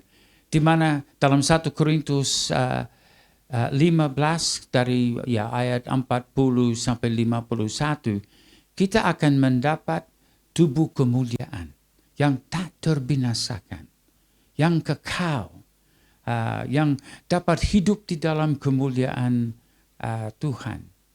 Jadi neraka, ya istilah itu sebenarnya bukan di dalam bahasa Ibrani, Yunani, tapi adalah bahasa biasa-biasa kita yang boleh dikatakan neraka adalah dua-duanya. Baik alam maut maupun laut api yang kekal. Tapi laut api itu hanya sementara sampai hari penghakiman. Setelah itu untuk selama-lamanya di dalam laut api. Tapi saya anjurkan jangan ke sana. Nah baik. Oke.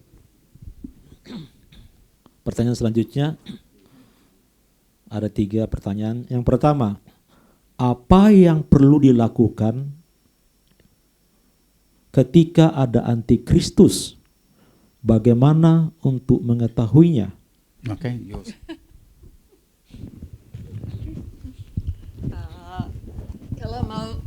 Kalau mau mengerti antikristus, bacalah Daniel pasal 7 sampai pasal 12.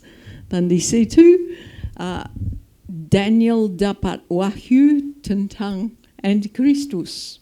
Dalam pasal 7, Daniel melihat 4 binatang yang muncul. Sama dengan kitab Wahyu pasal 13. Yang khusus menceritakan si antikristus. Dalam Daniel pasal 8, Daniel melihat visi tentang 2 binatang. Dan dari binatang itu muncul satu yang adalah gambaran atau bayangan antikristus. Juga di dalam pasal 11-12 lagi Daniel ceritakan. Jadi harus baca semua ya. Lalu Wahyu 13 kita lihat ada satu binatang yang muncul dari laut di antara manusia. Dan dia muncul dan dia diberi kuasa atas seluruh bumi. Dan dikatakan dia juga diberi kuasa atas orang kudus, sama yang dikatakan dalam Daniel, untuk membunuh mereka. Jadi sebagaimana Yesus datang untuk 3,5 tahun, demikian juga antikristus akan datang untuk 3,5 tahun. Dan si antikristus itu dia akan melawan dan sepertinya akan menang. Tapi dia akhirnya akan kalah. Jadi ini sangat penting kita mengerti. Kita diperingati oleh Yesus, berjaga-jagalah. Dan aku berkata kepadamu lagi, berjaga-jagalah. Berulang kali Yesus kalau dia bicara tentang akhir zaman, dia menekankan bahwa masalah terbesar adalah penipuan. Dan karena Antikristus akan datang dengan tanda ajaib dan mujizat, dia akan menipu banyak orang. Pada akhir zaman banyak orang akan disesatkan. Yesus berkata, banyak orang akan murtad. Jadi karena itu, marilah kita berjaga-jagalah. Marilah kita belajar firman, bacalah Daniel. Bacalah kitab Wahyu, bacalah Injil supaya tahu apa yang Yesus mengajar. Bacalah kitab Kisah Rasul supaya mengerti gereja yang mula-mula. Bacalah semua yang ditulis oleh Rasul Paulus karena dia memberi banyak nasihat akhir zaman. Petrus, Yakobus, Yohanes, Yudas, semua. Kita perlu seluruh firman Tuhan supaya kita siap.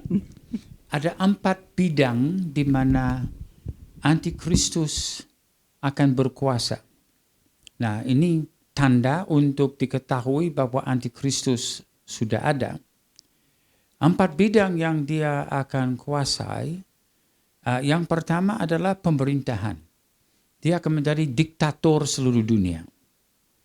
Dia akan menguasai semua politik. Dalam Daniel itu memang dijelaskan bagaimana prosesnya dan bagaimana dia akan kalahkan raja-raja yang lain sampai dia muncul. Tetapi dia juga akan kuasai bidang agama. Dunia hanya akan punya satu agama. Dan harus menjadi penyembah setan. Jadi agama setan. Jadi karena Antikristus sebenarnya ini adalah anak buahnya setan. Ingat dalam pemberontakan setan di dalam Yesaya 14, dia berkata, aku hendak naik.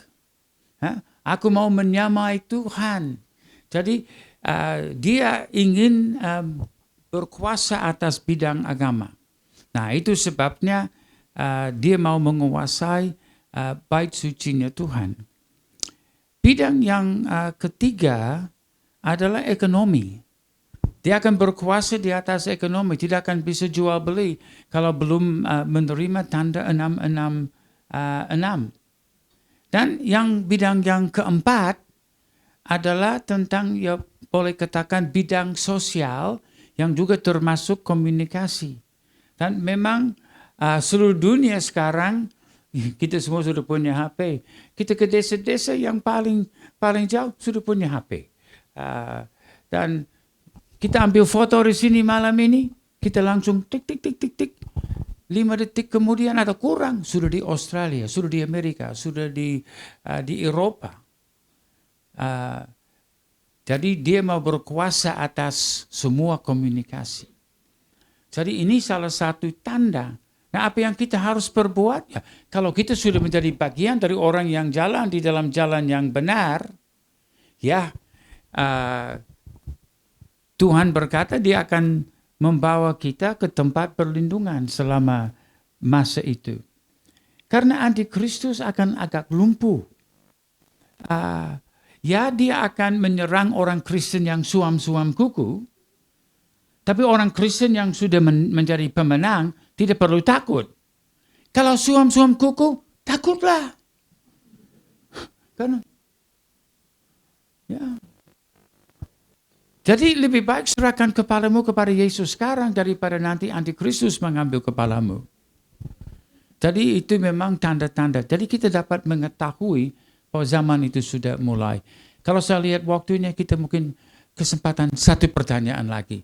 Nah, ada pertanyaan yang lain yang kami belum sempat jawab malam ini. Saya akan minta diserahkan kepada kami.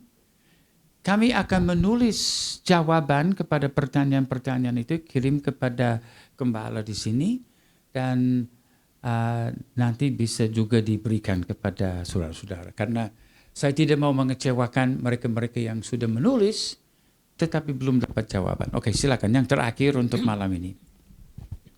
Dengan keadaan dunia saat ini, sudah masuk meterai keberapa? Seperti di kitab Wahyu. Waktu Antikris datang ke dalam dunia ini, apakah setiap orang percaya akan mengalami penganiayaan atau diangkat terlebih dahulu. Oke, nah yang satu ini nanti saya jawab secara tertulis. Jadi pindah kepada ada pertanyaan yang lain lagi. Karena perlu terlalu banyak waktu untuk menjawab itu. Jadi tolong satu pertanyaan lain lagi. Saya akan jawab tapi nanti tertulis. Kenapa ada perbedaan cara ibadah Katolik? Di Alkitab ada bahas mur dan kemenyan. Di Katolik misa ada pakai menyan. Cara ibadah Katolik. Mungkin lebih baik tanya kepada orang Katolik kenapa mereka bikin begitu. Tapi memang kita sudah tahu di dalam berbagai golongan gereja ada cara-cara ibadah yang berbeda. Sebenarnya Alkitab tidak menentukan bagaimana harus misalnya menyusun suatu ibadah. Yang ada memang ada prinsip-prinsip. Kita masuk ke dalam rumah Tuhan dengan pujian dan syukur. Kita melihat ada kayak di dalam Mazmur tentang tepuk tangan, angkat tangan. Kita lihat juga di dalam Mazmur Yesaya dan juga kitab Wahyu tentang menyembah dengan nyanyian yang baru. Kita juga lihat di dalam Perjanjian Baru tentang kesempatan dan peranan karunia-karunia Roh Kudus. Jadi di dalam ibadah memang ada banyak unsur yang bisa terjadi. Dan setiap sidang jemaat harus mencari apa yang menjadi maunya kepala gereja. Karena kita tidak membuat semua ibadah raya sama dengan komsel misalnya. Kadang-kadang kita membuat kelompok-kelompok diskusi, itu juga tidak salah. Tuhan Yesus kadang-kadang duduk dengan murid-murid. Ibadah mereka adalah duduk bersama-sama belajar firman Tuhan. Di lain waktu kayak perjamuan malam, ya mereka bikin perjamuan kudus. Ada lain waktu kita lihat gereja mula-mula, mereka pergi di luar bait suci dan memberitakan Injil di sana. Tetapi malam hari mereka memecahkan roti dan bersekutu dan berdoa dan membaca firman Tuhan. Jadi yang intinya mungkin dari Yohanes 4:23 dan 24, di mana Yesus berkata kepada perempuan Samaria, waktu akan datang dan sekarang sudah sampai bahwa penyembah-penyembah yang benar akan menyembah Bapa dengan roh dan kebenaran. Dan kalau ingat gambar yang kita lihat di kemah Musa tadi, mezbah dupa penyembahan. Kaki Dian tentang urapan Roh Kudus, meja roti dengan 12 ketul roti firman Tuhan, menyembah dengan roh dan kebenaran. Dan sekarang kita hidup di dalam zaman itu. Jadi kalau beribadah jangan terlalu kaku untuk kita membuat ibadah begini, atau lain kali kita merubahnya, kita bikin begitu. Kita kadang-kadang ada ibadah pemakaman. Kita tidak membuat itu sama dengan kebaktian yang lain. Kita harus sensitif dan peka kepada keadaan. Jadi mungkin pada waktu diadakan penyerahan anak, itu tidak diadakan sama seperti pemakaman. Karena ini yang baru lahir, ini baru mati. Jadi ya bervariasi dan izinkan Roh Kudus beracara di tengah-tengah sidang jemaat. Ya, terima kasih dan Tuhan memberkati.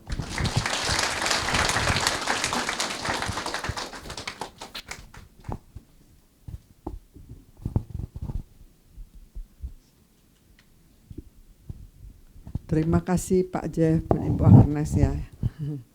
Ya. Semua kita diberkati Tuhan. Terima kasih. Luar biasa ya. Nah, kita mengucap syukur ya. Kita terus diperlengkapi untuk tahu tentang akhir zaman. Jadi kita tahu jangan cuma diam saja. Kita harus tahu hidup kita makin hari makin singkat. Selagi kita masih ada kesempatan Tuhan berikan kepada kita, maksudnya masih hidup di dunia ini, Kerjakan sesuatu buat Tuhan, amin. Sebagai orang benar, kita harus selalu terus makin terang, penuh dengan kemuliaan, merebut jiwa-jiwa, membebaskan tawanan, menginjil, mendoakan orang, melepaskan orang yang tertawan. Itu hatinya Tuhan, amin. Kita kerja buat Tuhan, jangan sia-siakan, jangan terus takut nanti sudah akhir zaman bagaimana. Gak usah takut, amin. Hidup mati kita di tangan Tuhan. Asal kita melakukan bagian kita, kita percaya Tuhan pasti akan melindungi kita, amin. Pasti Tuhan menyertai kita, oke? Mari kita bangkit berdiri untuk berdoa. Bapa di surga, kami mengucap syukur Tuhan, Engkau baik. Engkau terus perlengkapi kami gerejamu di Abaloh Jamlang KBC. Supaya kami tahu Tuhan, dalam akhir zaman Tuhan, kami harus berbuat apa? Apa harus kami kerjakan dalam hidup ini? Kami tidak mau sia-siakan waktu yang Engkau berikan kepada kami, kesempatan kepada kami. Kami mau terus Tuhan membangun rumah Tuhan mulai dari saya. Tidak ada satupun rumah reruntuhan di sekeliling kami. Saudara kami, tetangga kami, famili kami. Kami mau ajak lebih banyak orang untuk mengenal Tuhan Yesus. Kami mau ajak lebih banyak orang untuk masuk dalam kerajaan Allah. Supaya mereka Tuhan menjadi biji matamu serupa seperti Yesus Tuhan. Terima kasih Tuhan. Urapi hambamu Pak Jeff dan Ibu Agnes Tuhan. Yang begitu setia hampir 50 tahun melayani Tuhan. Walaupun dalam hidup mengalami banyak tantangan, perjuangan, sakit penyakit. Tapi kami percaya dengan iman kami katakan, di dalam nama Yesus Pak Jeff sudah sehat. Dalam nama Yesus Tuhan berikan dia jantung yang baru. Dalam nama Yesus Tuhan berikan hamba-Mu terus Tuhan menyampaikan firman Tuhan. Menjadi berkat dimanapun dia pergi. Dalam nama Yesus Tuhan panjang umur Tuhan Yesus kenyangkan. Rambut putih Tuhan menggendongnya. Di dalam nama Yesus lindungi dia kemanapun dia pergi Tuhan. Terima kasih setiap kami yang merindukan mengenal firman Tuhan. Biar kami mulai malam ini makin lebih lagi Tuhan mengenal Engkau dengan firman Tuhan. Rajin-rajin membaca kitab suci. Rajin-rajin mengerti kehendak Tuhan dalam hidup kami. Hidup dalam panggilan Tuhan. Tidak sia-siakan waktu yang indah ini. Terima kasih Bapa. Darah-Mu membungkus setiap kami. Lindungi setiap kami, jauhkan dari segala roh dunia, hancurkan segala kedagingan, hawa nafsu dunia, keinginan daging, kami hancurkan di dalam nama Yesus. Semua roh berhala, semua roh jahat, kutukan-kutukan dari nenek moyang, kutukan-kutukan dari berhala, kutukan dari sakit. Dengan iman kami katakan, hancurkan, kami ikat kuasa-Mu di dalam nama Yesus. Dalam nama Yesus, biar malam ini kami pulang dengan selamat. Dalam nama Yesus, kami menikmati hari-hari yang Tuhan berikan kepada kami. Pujian, hormat, kuasa, dan kemuliaan hanya bagi-Mu. Di dalam nama Yesus, kami mengucap syukur dan berdoa. Haleluya. Amin. Selamat malam. Tuhan Yesus berkati. Haleluya.